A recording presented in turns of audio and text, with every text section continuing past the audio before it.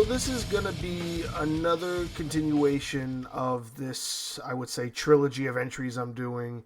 And the only reason I'm doing them separately is because I feel each of these films kind of deserves their own separate talking point. So for entry 42, I have another, obviously, Nicolas Cage film I want to talk about.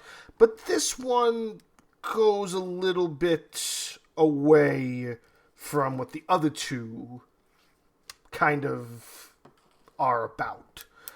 They're all horror films. All three of these films are horror films, just like how Mandy is and Willy's Wonderland is.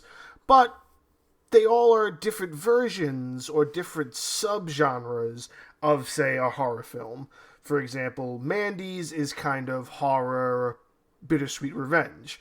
And then Willy's Wonderland is very much comedy horror with, animatronics and thriller and gore and stuff like that. This film that I want to talk about right now, however, it's called Color Out of Space. It came out about 2 years ago. And what the film is it's a science fiction horror, but it's based off one of the short stories written by H.P. Lovecraft. For those who don't know who H.P. Lovecraft is at this point in time in history, the abridged H.P. Lovecraft for Dummies would be is that he was a writer of various stories that were both weird and scary in nature, and he's probably one of the big reasons to why the universe or the mythology behind Cthulhu exists. He kind of popularized that. I don't want to say he originated it because I'm not 100% certain on that, so I don't want to put that fact out there. But he kind of popularized it and just made a lot of stories that revolved around this same universe, one of them being The Call of Cthulhu. So he wrote this short story. The short story is called A Color Out of Space. And then this director, who also helped write the script, his name is Richard Stanley. So now we're just going to do some history about this, and that's why this deserves its own entry, in the diary right now, because this has a lot of stuff that should be mentioned and should be expressed when you're talking about this film, and it's a really, really good film. So now, Richard Stanley is a director, mostly in horror films, from the late 90s. He's only known for two other actual films, one of them being Something Devil. I was reading the thing before, right before I started the entry. Something Devil, and another film called Hardware. So now these aren't big name films. They weren't in theaters, I don't believe. But he's kind of known for them, and they have their own cult following. What he's really what his big break would have been is the film The Island of Dr. Moreau. Now, we all know that film, if you're horror movie fans, from the late to mid-90s. And he was apparently the beginning director on that film. He didn't see the film all the way to its end, because something happened in the middle of production where there was some creative differences, and he was fired from the film. And they actually came out with a documentary about it 15 years later, 20 years later. And the even more messed up part about that is he hasn't done a film since.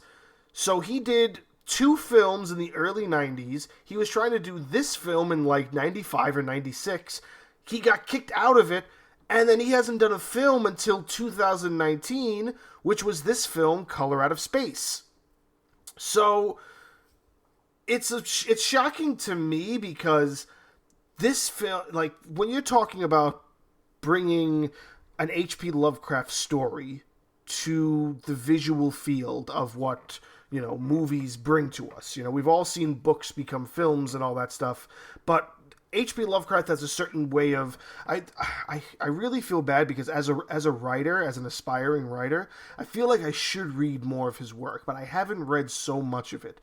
But the few things I have read, there's just a style that doesn't bring forth any sort of vision that any two people, I feel, would share.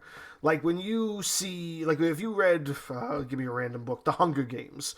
If I read The Hunger Games and 10 of the people read The Hunger Games, and somebody asked me and those 10 people, write down what you think Katniss Everdeen's face looks like, we could probably come to a relatively similar kind of depiction of what that is. And I know that's a very crude example of what I'm trying to say, but the thing with H.P. Lovecraft's work is that it's really hard to pull that off of its pages and give it the sort of imagery. And I believe there's also like a more modern take on the concept as well. So it's very much more modernized for this generation. And the thing with Richard Stanley is that he's not stopping with this film. So if you have seen this film and you enjoyed this film as much as I did, be prepared, because apparently the director has a trilogy planned. He wants to do a trilogy of Lovecraft-orientated adaptations. And I think the next one... Hold on, I think I still have the webpage pulled up. This is Stanley's only feature film since the firing from the island of Dr. Moreau. According to Stanley, it is the first film in a trilogy of Lovecraft adaptations, which he hopes to continue with the adaptation of the Dunwich Horror. I believe that is one I've read. And that's going to be the second one. And it doesn't say anything about what the third one is, or what the third one could be. So now, one of the things that makes it hard for me to say that we're going to get that, and I do hope we do, because... this is... holy shit. Something else I'm just reading here. Apparently, Elijah Wood was a producer for this film. Huh.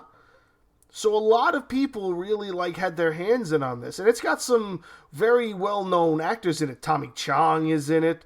Madeline Arthur. I feel like I recognize her from something else. Joelle Richardson. She's been in a bunch of stuff. You'll recognize her. One of the things I recognize her from when I was first watching this film, I'm like, oh, it's this lady from Event Horizon. And I love Event Horizon. That's why I immediately recognized her off the bat. That's just one of one or two films I've seen her in as, supporting a supporting character, a supporting actor. But you'll recognize her when you watch it. And the thing is that this film, when you see this film, it's very much... I'm going to just throw this out there. I don't know if this is a thing for any of the people listening. Maybe you do, maybe you don't. If you take any sort of drugs where it's more than just weed, I wouldn't say drop a hit of acid and watch this film. I wouldn't say take a few sticks and watch this film. This film, just the color spectrum that this film uses is so...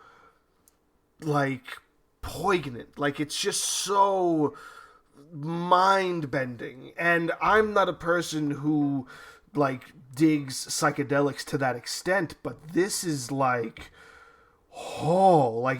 it's a trip from start to finish. And then there's also the fucking film that's happening, where this color is this entity that's kind of taking over these people's lives.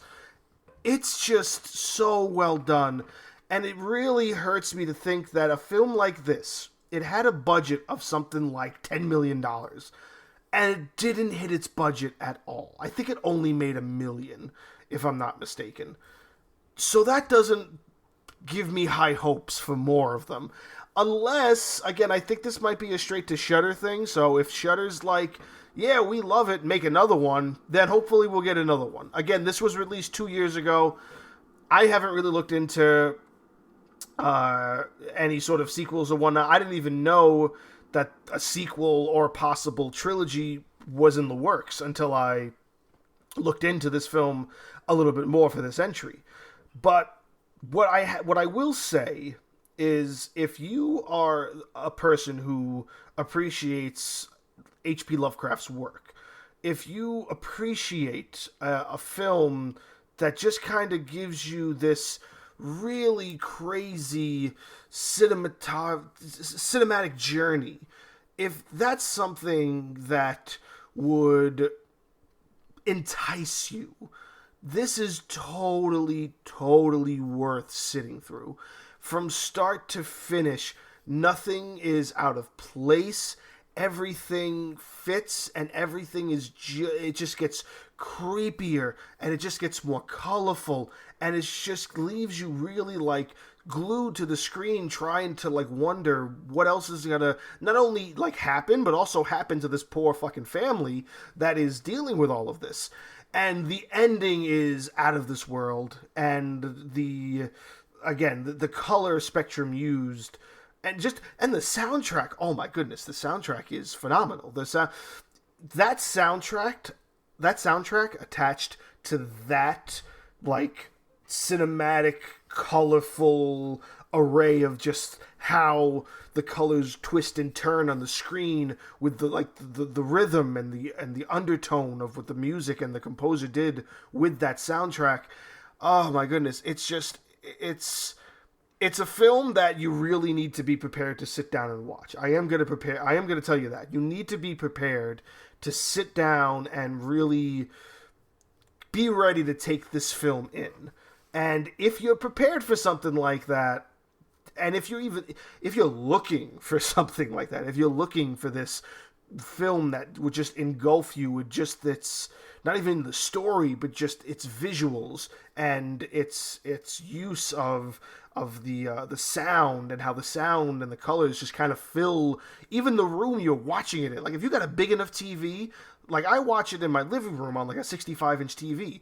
You watch it in the dark, that color engulfs your room. And if you got a good sound system, the sound just like ekes into you as you're watching it all. It's just so well done, and it's upsetting that this guy Richard Stanley didn't get to do anything up until this point.